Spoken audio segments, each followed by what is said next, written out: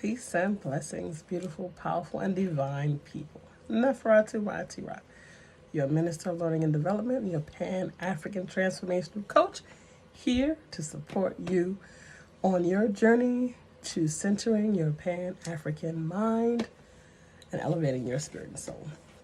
So family, we wanted to come in, have a little quick check-in with regards to Easter was yesterday. So given that Easter was yesterday, and for some of us who are on our journey to elevating our consciousness and on our journey to unfold our African-centered identity, we come in contact with some of those challenging things that are a part of our social condition. And sometimes we fall back on the habits that we once had that supported our busying and doing.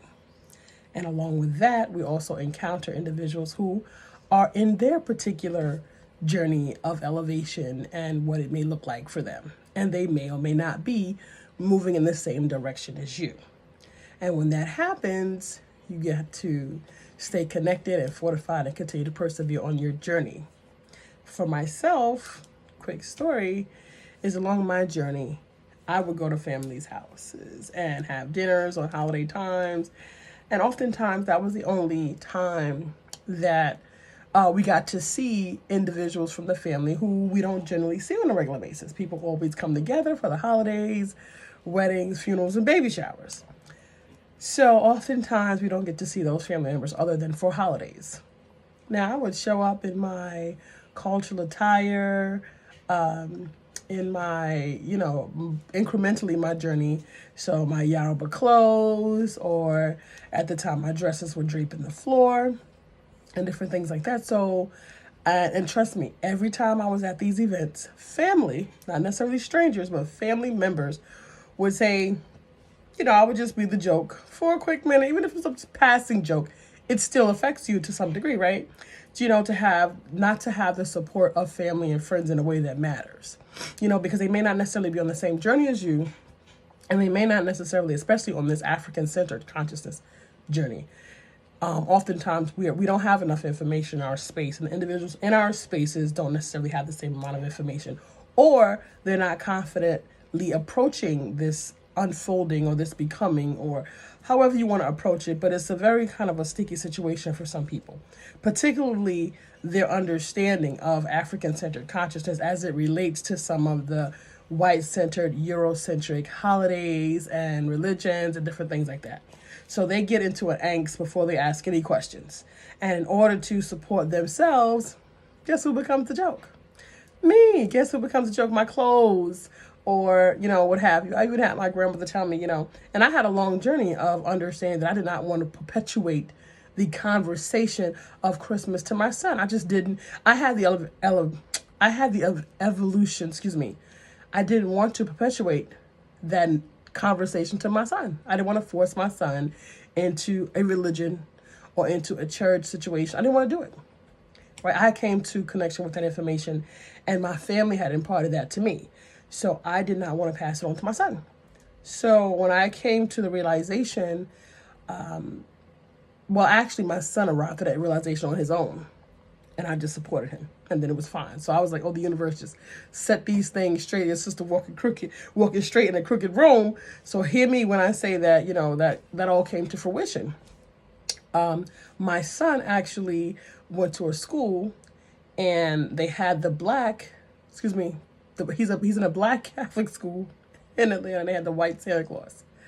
We go to the mall after work, picking him up, go to the mall real quick to grab a few things, and he sees a black Santa Claus taking pictures with the kids at the local mall. He is flabbergasted.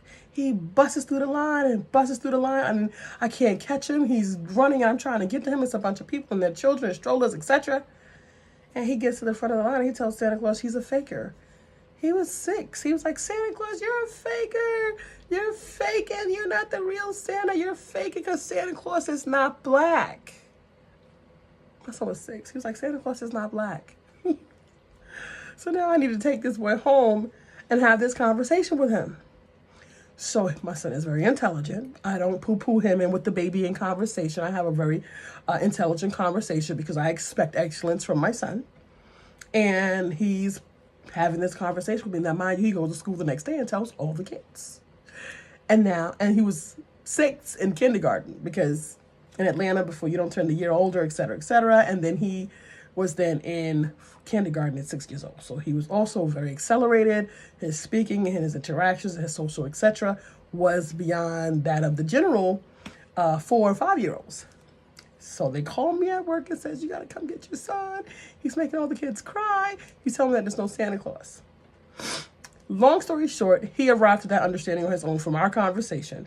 And then I expressed that to my grandmother when I went to our next family event. And she told me that I was a bad mother. She told me I was a bad mother. So on this journey to actualizing African-centeredness and coming into this African consciousness, you have to walk through several different spaces. And you're going to be tested. And you're going to be tested by people, family and friends, community, support services, and different things is going to be in your space.